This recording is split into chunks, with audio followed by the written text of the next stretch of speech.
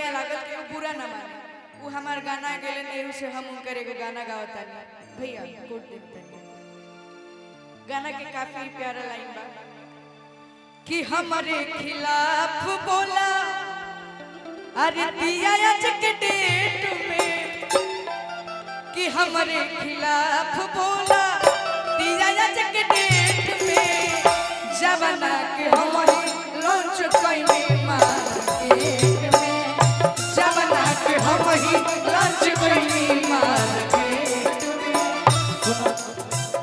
एक गीत के गीतकार ए मंच पे आई रहले हैं जे गीत लिखले बा सोनू यादव भाई यही बलिया के निवासी बानी भाई हमारे जाई रहले हैं होइबो करी है कितना बढ़िया गीत मार्केट में भाई के गाना हमारे खिलाफ बोला दिया आज के डेट में हमारे खिलाफ बोला दिया आज के डेट में जवाना के हम ही लंच कइली मार के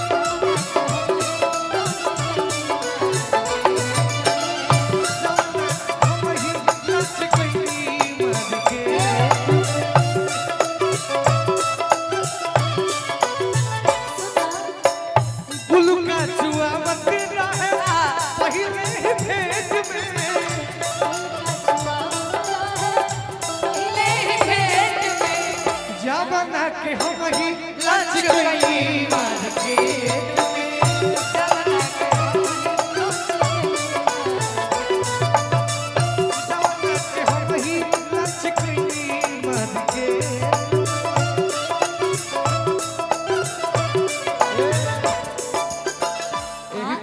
एगो हम गाना गाइला कि जोना के मार्केट में ले आइबन मार्केट में गिला तू है तारा के इंग्लिश सिखावे लगे ये दुनिया के रीति है बनला के बाद जे बनावे ला लोग ओकरा के भुला जाला आप ऐसा शख्स बनी कि हमरा भैया गार्जियन आदरणीय टिंकू तूफान भैया के सारा क्रेडिट देनी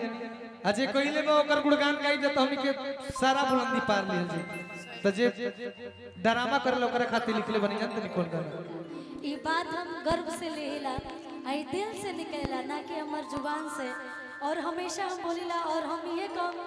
कि अगर आपके जीवन में क्योंकि इतना सा भी सपोर्ट हो के ना तो ओकर नाम गर्व से लेवे के चाहिए काहे कि देखी लोग सामने से हमने के देखा था लेकिन वो जे लोग बात ओकरा के लोग यही मंच के माध्यम से अगर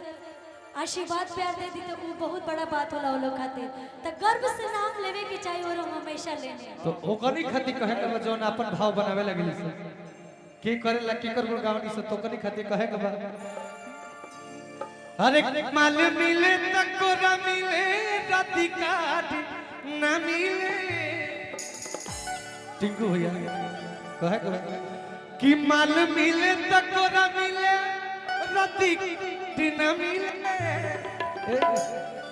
तो लभर गोर मिले भाकरिया साली फराड ना मिले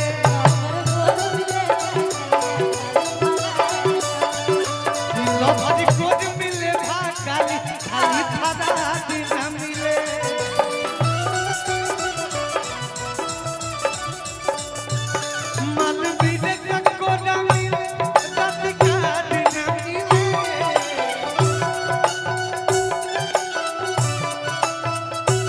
मन मिले तकोरा मिले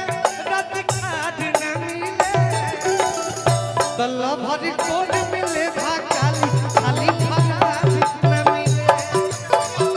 ई सराशर और मधुकर जी की तरफ से चंदन जी की तरफ से बहुत आशीर्वाद मिला हमरा मुनिंदर भी हमने के परिवार में मिल जाए लेकिन एक बार फिर से फरमाइश आई बा यही गीत के यूट्यूबर वाले भैया लोग की तरफ से कौन यही जो अभी गाए थे कि हमारे खिलाफ बोला थोड़ा आगे आ जाइए कि हमारे खिलाफ बोला दिया आज के डेट में